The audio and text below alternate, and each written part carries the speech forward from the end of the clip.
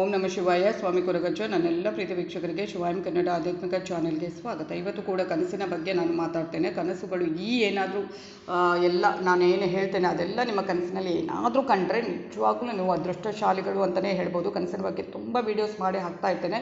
ತುಂಬ ಮಂದಿ ಪ್ರಶ್ನೆ ಕೇಳ್ತಾನೆ ಇರ್ತಾರೆ, ನಮಗೆ ಈ ಥರ ಕನಸು ಬಿತ್ತು, ಆ ಥರ ಕನಸು ಬಿತ್ತು ಅಂತ.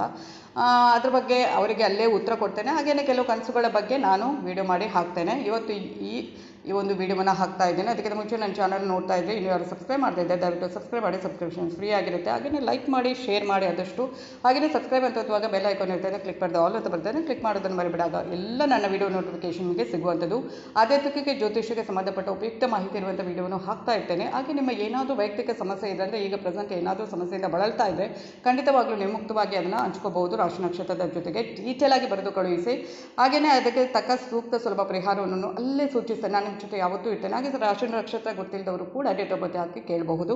ನಾನು ನಂಬಿರೋ ಶಿವದೇವರ ಕೊಡುಗೆ ಜೊತೆ ಆಶೀರ್ವಾದ ನನ್ನೆಲ್ಲ ಪ್ರೀತಿ ವೀಕ್ಷಕರ ಮೇಲೆ ಸದಾ ಇರುತ್ತೆ ಅಂತ ಹೇಳ್ತಾ, ಪ್ರಶ್ನೆಯನ್ನು ಬರೆದು ಕಳಿಸುವಾಗ ಕರೆಕ್ಟಾಗಿ ಬರೆದು ಕಳಿಸಿದರೆ ಮಾತ್ರ ಉತ್ತರಿಸೋಕ್ಕೆ ನನಗೆ ಈಸಿ ಆಗುತ್ತೆ ಅಂತ ಹೇಳ್ತಾ, ಕನಸುಗಳು ಆ ಥರ ಬೀಳಬೇಕು, ಈ ಥರ ಬೀಳಬೇಕು ಅಂತ ಏನೂ ಇಲ್ಲ. ಬ್ರಹ್ಮ ಮುಹೂರ್ತದಲ್ಲಿ ಏನೇ ಕನಸು ಬಿದ್ದರೂ ಕೂಡ ಅದು ಮುಂದಿನ ದಿನಗಳಲ್ಲಿ ನಿಜವಾಗುತ್ತೆ ಅಂತ ಅರ್ಥ. ನಾನು ತುಂಬ ಸಲ ಕನಸಿನ ಬಗ್ಗೆ ಹೇಳ್ತಾ ಇರ್ತೇನೆ. ಹಾಗೆ ತುಂಬ ಮಂದಿಯ ಪ್ರಶ್ನೆ ಕೂಡ ಬರುತ್ತೆ. ಹಾಗೆಯೇ ದೇವರುಗಳಿಗೆ ಸಂಬಂಧಪಟ್ಟ ಯಾವುದೇ ಕನಸು ಬಿದ್ದರೂ ಕೂಡ ಅದನ್ನು ಬೇರೆಯವರ ಜೊತೆ ಹಂಚ್ಕೋಬಾರ್ದು, ಅದರ ಫಲ ಸಿಗೋದಿಲ್ಲ, ಅದು ಅಂತೂ ಖಂಡಿತ. ಆಮೇಲೆ ಈ ಥರ ಎಲ್ಲ ಕನಸುಗಳು ನಮಗೆ ಏನಾದರೂ ಈ ಥರ ನಾನು ಏನೇ ಹೇಳ್ತೇನೆ ಯಾವ ಶುಭ ಸೂಚಕ ಕನಸು ಅಂತ, ಅದ್ರ ಬಗ್ಗೆ ಏನಾದರೂ ನಿಮಗೆ ಗೊತ್ತಿದ್ದರೆ ಅಥವಾ ಕೆಟ್ಟ ಕನಸಿನ ಬಗ್ಗೆ ಏನಾದರೂ ಹೇಳಿದರೆ ಅದೆಲ್ಲ ನೆನಪಿದ್ರೆ ನಿಮಗೆ ಮುಂದಿನ ದಿನಗಳಲ್ಲಿ ಅದು ಈಸಿಯಾಗಿ ಗೊತ್ತಾಗುತ್ತೆ ಅಲ್ವಾ, ಯಾಕೆ ಕನಸು ಬಿತ್ತು, ಮುಂದಿನ ದಿನಗಳಲ್ಲಿ ನಮಗೆ ಏನಾಗುತ್ತೆ. ಅದನ್ನು ಇಂಥ ಒಳ್ಳೆಯ ಕನಸುಗಳು ಏನಾದರೂ ಬಿದ್ದರೆ ಖಂಡಿತವಾಗ್ಲೂ ಶುಭ ಸೂಚನೆ ಅಂತಲೇ ಅದನ್ನು ಅಂದ್ಕೊಳ್ಳೋಣ.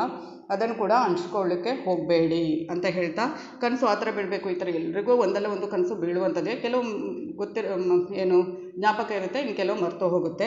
ಹಾಗೆಯೇ ಸಿಂಹದ ಏನಾದರೂ ಕನಸಿನಲ್ಲಿ ನೀವು ಸಿಂಹವನ್ನು ಕಂಡರೆ ಅದು ತುಂಬಾ ರಾಜಯೋಗ ಬರಲಿದೆ ಮುಂದಿನ ದಿನಗಳಲ್ಲಿ ಅಂತ ಅರ್ಥ. ನಿಮಗೆ ಏನಾದರೂ ಕೆಟ್ಟ ಸಮಯ ನಡೀತಾ ಇದ್ದರೆ ಮುಂದಿನ ದಿನಗಳಲ್ಲಿ ಕೆಟ್ಟ ಸಮಯ ಯಾವತ್ತೂ ಅದು ಪರ್ಮನೆಂಟ್ ಆಗಿರೋದಿಲ್ಲ, ಆನಂತರ ಒಳ್ಳೆಯ ಸಮಯ ಬರುವಂಥದ್ದು. ಆ ಒಂದು ದಿನಗಳಲ್ಲಿ ನಿಮಗೆ ಖಂಡಿತವಾಗ್ಲೂ ಒಂದು ಒಳ್ಳೆಯ ರಾಜಯೋಗ ಬರಲಿದೆ ಎಂದು ಅರ್ಥ. ಹಾಗೆಯೇ ನೀವು ಏನಾದರೂ ಒಂದು ಮುಂದಿನ ದಿನಗಳಲ್ಲಿ ಒಳ್ಳೆಯ ಸ್ಥಾನವನ್ನು ತಲುಪುವ ಸಾಮರ್ಥ್ಯವನ್ನು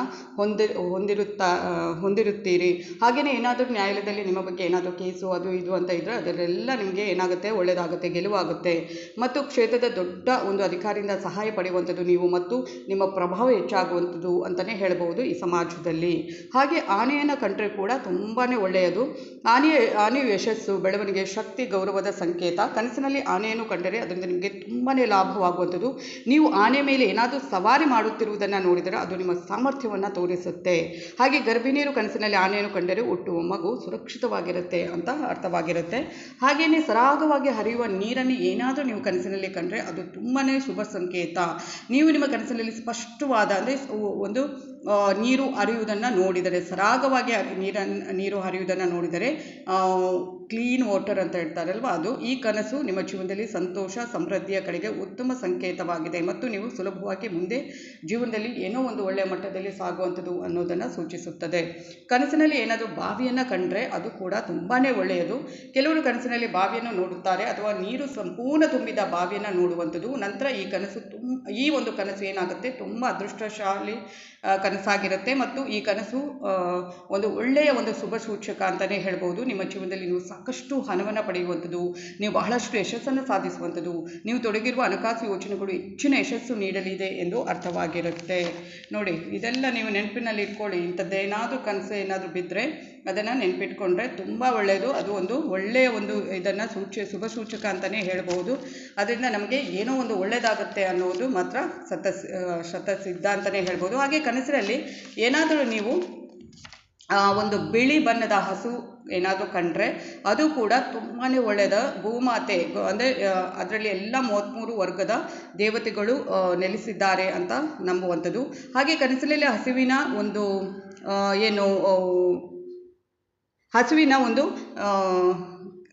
ಇದನ್ನು ಕಂಡ್ರೆ ಅಂದರೆ ಗುಂಪನ್ನು ಕಂಡ್ರೆ ಅದು ಮಂಗಳಕರ ಸಂಕೇತ.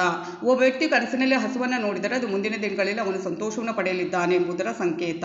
ಹಾಗೆ ನಿಮ್ಮ ಕನಸಿನಲ್ಲಿ ನೀವು ಬಿಳಿ ಬಣ್ಣದ ಹಸುವನ್ನು ನೋಡಿದರೆ ಈ ಕನಸು ಬಿಳಿ ವಸ್ತುಗಳ ವ್ಯಾಪಾರ ಮಾಡುವ ಜನರು ಅಥವಾ ವ್ಯಾಪಾರಿಗಳು ತಮ್ಮ ವ್ಯವಹಾರದಲ್ಲಿ ವಿಶೇಷ ಲಾಭವನ್ನು ಪಡೆಯಲಿದ್ದಾರೆ ಅಂತ ಹೇಳಲಾಗಿದೆ. ಅಂದರೆ ನೋಡಿ, ಈ ಥರದ್ದೆಲ್ಲ ಕನಸು ಬಿದ್ದರೆ ನಿಮಗೆ ತುಂಬಾ ಶುಭ ಸೂಚಕ. ಏನಾದರೂ ಈ ಥರ ಕನಸು ಬಿದ್ದಾಗ ನೀವು ಯಾರ ಜೊತೆ ಹಂಚ್ಕೋಬೇಡಿ. ದೇವರುಗಳ ಬಗ್ಗೆ ಆಗಿರ್ಬೋದು ಅಥವಾ ಈ ಥರದ್ದು ಏನಾದರೂ ನಿಮಗೆ ನನ್ನ ವಿಡಿಯೋ ನೋಡ್ತೀರಿ, ಅದು ಈ ಥರ ನಾನು ಹೇಳ್ತೇನೆ ಅದ್ರ ಬಗ್ಗೆ ಯಾವ ಶುಭ ಸೂಚಕ ಹಾಗೆ ಹೀಗೆ ಅಂತ, ಅದನ್ನು ಖಂಡಿತವಾಗ್ಲೂ ಯಾರ ಜೊತೆ ಹಂಚ್ಕೋಬೇಡಿ. ಅದರ ಫಲ ಸಿಗೋದಿಲ್ಲ ಅಂತ ಅರ್ಥ. ಇದು ಇವತ್ತಿನ ವಿಡಿಯೋ ಆಗಿರುತ್ತೆ. ಧನ್ಯವಾದಗಳು.